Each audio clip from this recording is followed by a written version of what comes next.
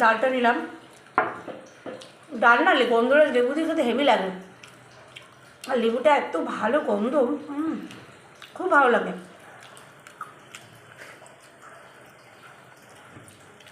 আর মোচাটা অসাধারণ হয়েছে।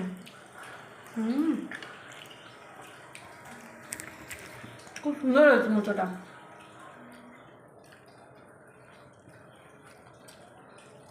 আর এরকম নিরামিষ হলে না মাছ মাংস লাগে না, এরকম মোচার তরকারি, এরকম গন্ধরাজ লেবু, খুব সুন্দর লাগছে। দুপুরের রেসিপিটা একদম জমে গেছে আছে।